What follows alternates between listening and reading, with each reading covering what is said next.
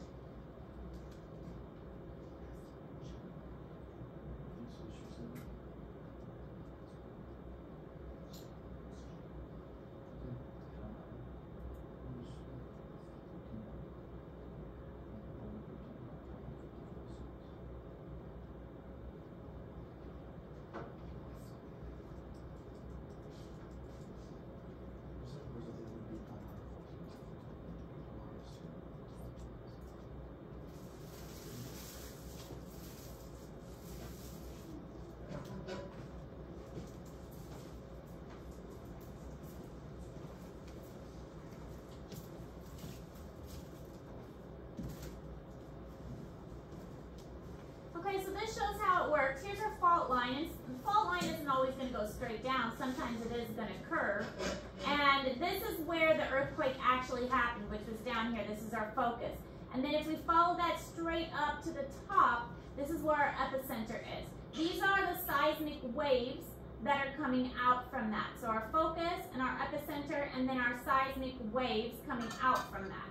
So this picture is in Google Classroom to describe how this process works. This shows this is called the Ring of Fire that is in the Pacific Ocean, because this is our Pacific plate. And it's called the Ring of Fire because there are so many volcanoes within this area. The Ring of Fire has a lot of volcanoes because this is going to be one of the biggest plates that goes underneath these continental plates, and it creates all these different volcanoes along here.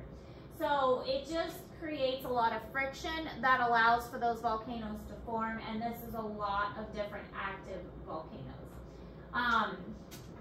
So here are the Hawaiian Islands over here, but this is where a lot of activity is with a lot of different earthquakes, volcanoes, creating a lot of tsunamis, things like that. And it's just, again, because this is where a lot of those plates are formed. Now, we've talked a lot about the fault. That's because this is the Pacific plate and it's coming into contact with the North American plate, and this is the San Andreas fault here. So the two plates are going to, this is the transform fault here, and they're going to move against each other. One of them's going this way and one of them's going this way, right along this border, and that is why there are so many earthquakes in this area, because of the constant movement. And you can see the temperature difference, the earthquake difference, and that's why it's just such an area of upheaval. Now, there is actually an area in Missouri that we can get earthquakes here as well. And that's because we have a area, because of the Mississippi and Missouri River coming together, it has created a caving system, and that caving system has allowed for us to,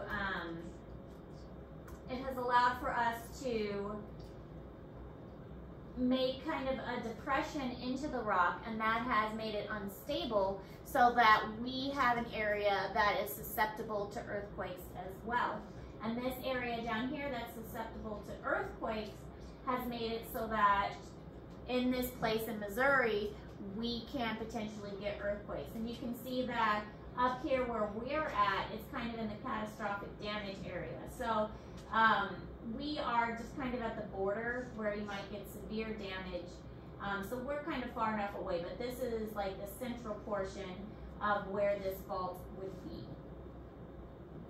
So this is called the New Madrid fault line. And the New Madrid fault line is located down here in the southern part of Missouri, kind of in the Boot Hill area. And it's this area of runoff that has sunken down and created this fault line. So not all fault lines are due to where the plates come together. Some of it is due to other things. And again, this is mostly because of the caving system that Missouri has. So this caving system of Missouri has created this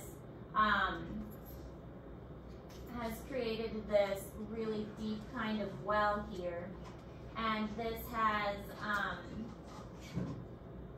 has created an instability that leads to these earthquakes in this area, kind of down the Arkansas, Tennessee, Kentucky area, caused by river erosion and buried by river sediment over time, making it very unstable.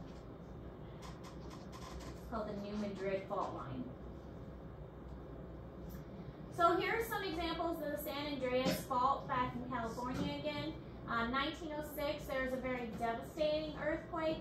The fault system in California, it extends about 1,300 kilometers, and there were 3,000 deaths during this particular earthquake.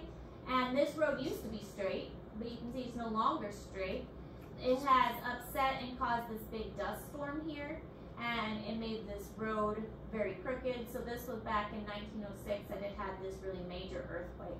So there are a lot of smaller earthquakes, but sometimes you get these bigger ones instead.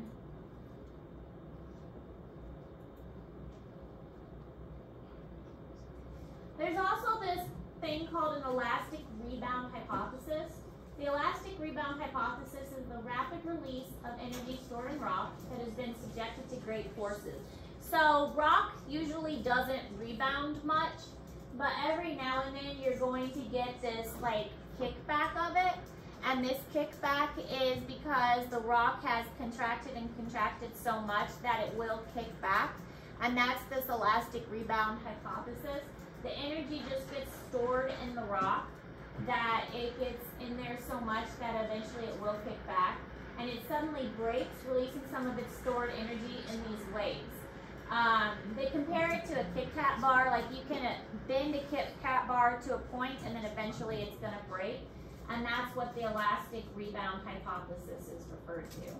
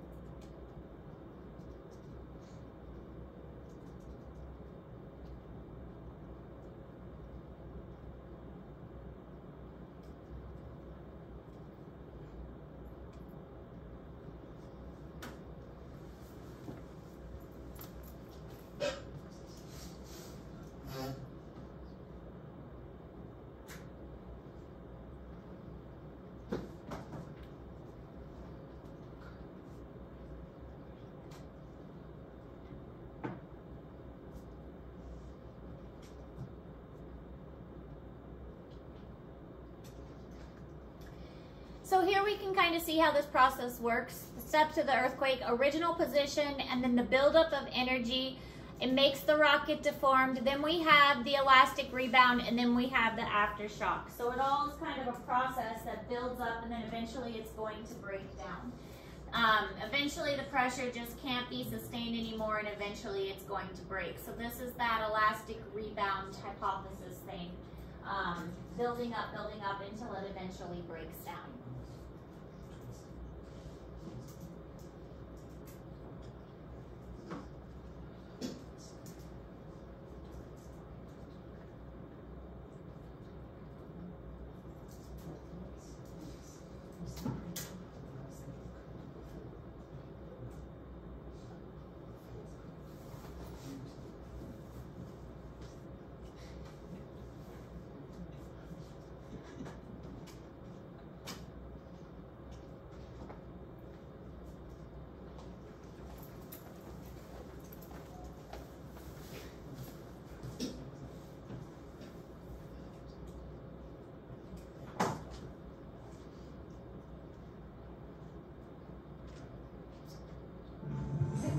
Starts to quiver, glass rattle, ceiling wall shift, and everything begins to collapse.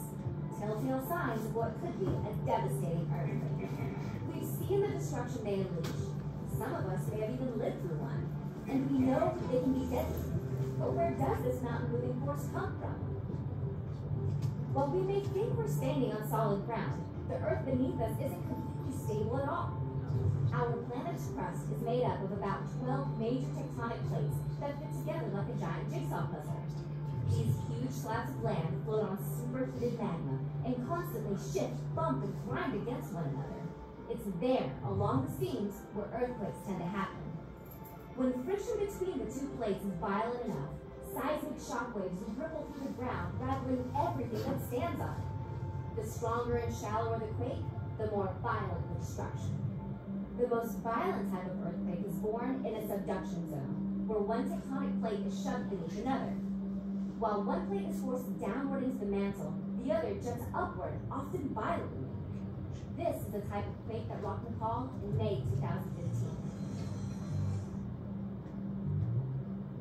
And when When subduction happens under the ocean, it can create giant, unstoppable waves called tsunamis, like the ones that killed hundreds of thousands in Japan and Indonesia. On average, earthquakes kill about 10,000 people each year. Sometimes numbers are far higher. The quake that hit Haiti in 2010 killed more than 300,000 by some counts, making it one of the deadliest on record. It is estimated that there are 500,000 detectable earthquakes in the world each year. 100,000 of these can be felt, and 100 of them cause damage. That's about 0.1%. The magnitude of an earthquake is measured using the Richter scale, which runs from 0 to 10, 10 being the strongest.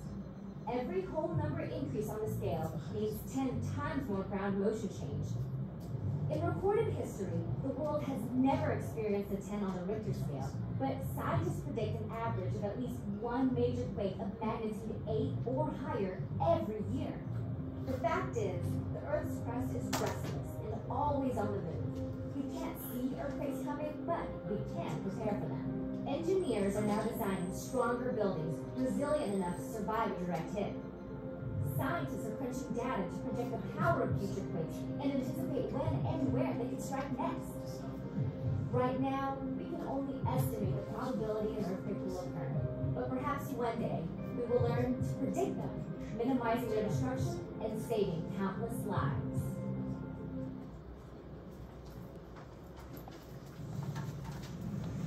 So basically, we're trying to build better buildings that are better able to withstand these earthquakes. So, earth vibration, that's weird that it's like that.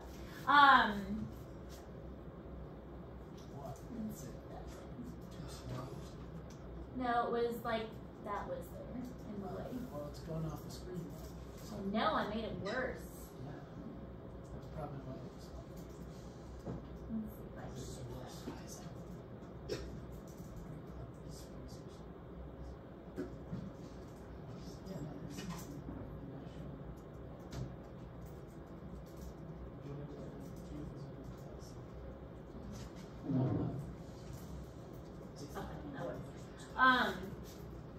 Still kind of in the way.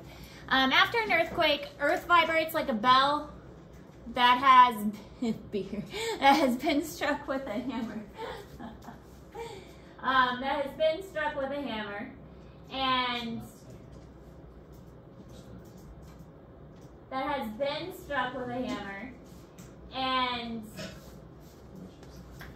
that the vibration sends out those waves. Now, the waves themselves have names. The body wave, one's called a P wave, and that's the pushing or kind of like a slinky. And then there's the S wave, that's shaking.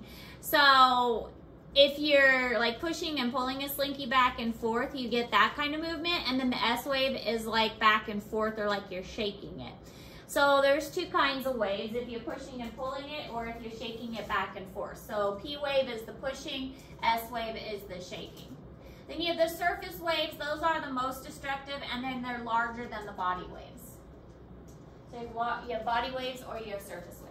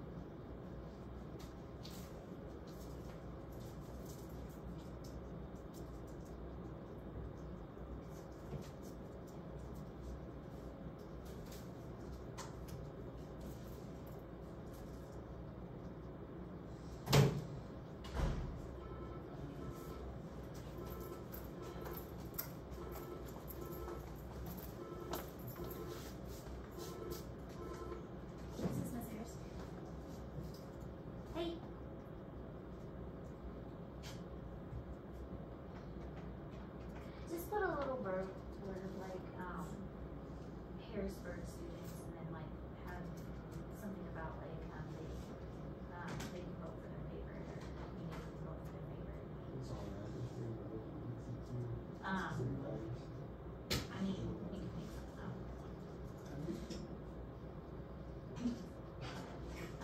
Yeah, the Harrisburg High School students and costume contest. We'd like to see costume. Something like that. Okay, thank you. Bye.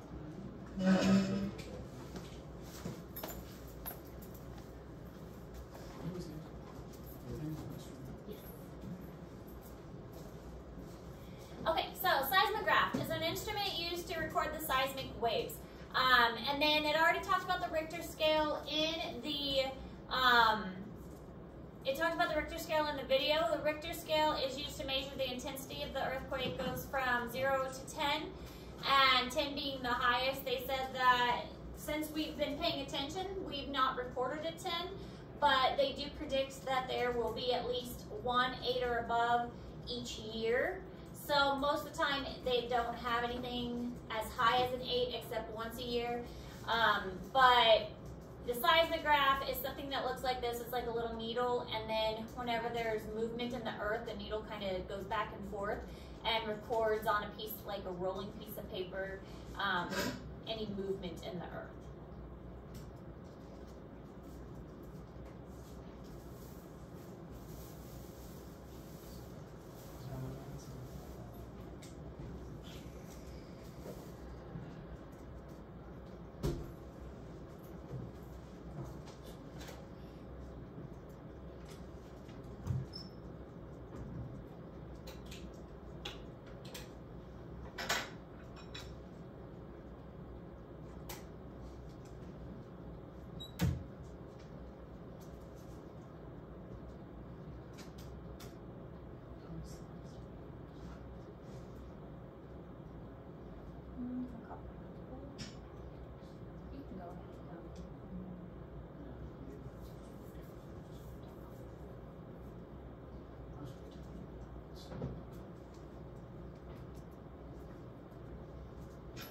So orders of magnitude 1 to 3.5, generally not felt. 3.5 to 5 often felt but don't cause damage. Anything under 6, slight damage, but not much. 6 to 6.9, kind of destructive, but anything over 7 is considered a major earthquake, and 8 or greater is a major earthquake causing lots and lots of damage. This shows the major earthquakes. This is the Richter scale here on the side, and this is the energy equivalent, so how much energy is put out and how many, like this is how many.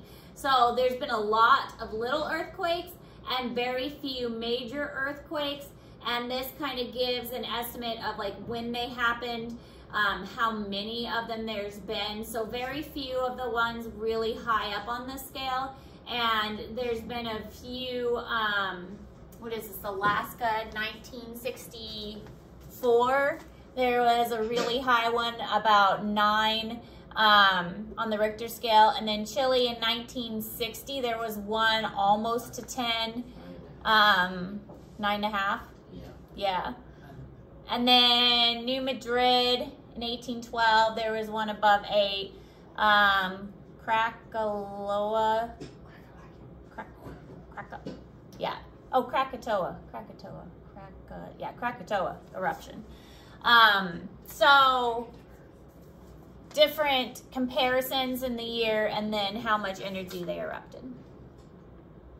So seismic shaking is shaking, twisting, jolting of the structures. This kind of shows how it happens. Liquefaction, that's a fun word. Stable soil suddenly turns into liquid. The liquid cannot support the building or bridges. Landslides and mud flows are also damaged, can trigger different types of mass movements. And then tsunamis are the waves that are formed. So when one of these happens on the ocean floor, it's going to trigger these massive tsunamis. And the tsunamis are going to send these massive waves. And this, I know I mentioned this before, this happened in Japan when my brother was in the Air Force. He was stationed over there, and he was there for when that big tsunami hit Japan, and he had to help with like the relief and the cleanup from that. So the tsunami is just one of the effects of that. You spelled liquefaction. Did I? Probably. Wait, never mind. They spelled it wrong. Whoever made it spelled it wrong. Because that's a dumb spelling. I rely on. That's like, who made that word? I don't That's know. dumb. I rely on spell check a lot because spelling Yeah, is I know. not my strong I area. tried spelling how I thought it was spelled. Is that really how you spell it? With faction, liquefaction, That's faction. show me how to pronounce it. I mean, you should say liquefaction It with. says liquefaction. It does say liquefaction. Well, I mean, that's what it says it's liquefaction.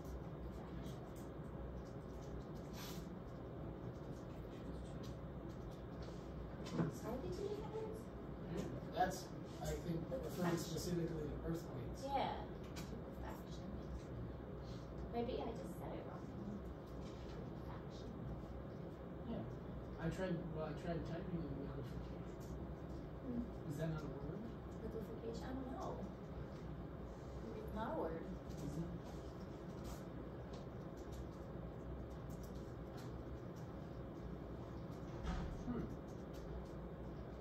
Apparently liquefaction is not a word. I like liquefaction better. I mean, it's not a word. I just looked it up. I just looked up liquefaction. It I says- like that one better. It says it's a misspelling Liquefaction. of liquefaction. Huh, I like that one better. So they're trying to come up with better ways to build buildings, especially in areas that have that are prone to more earthquakes. And so what they to protect yourself from earthquakes, you should get under a table or get into a door frame. Those are more secure areas.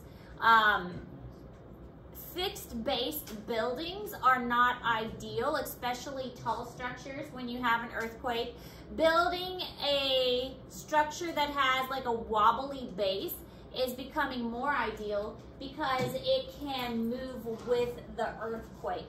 So in places like California that are prone to earthquakes, they're looking at the structures of these tall buildings and how they can make them better able to withstand earthquakes. And so they're building them with these bases that move back and forth.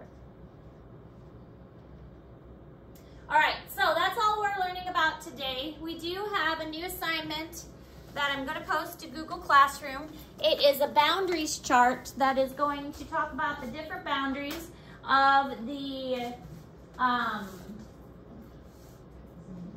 different types of, let me see,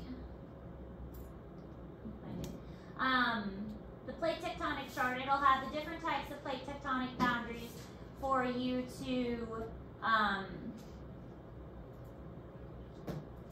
tell what they look like, where they're located, insert a picture, and things like that. Now, if you don't want to insert a picture, it might have, you can put it on, you could draw it, a small one on a piece of paper and use that instead.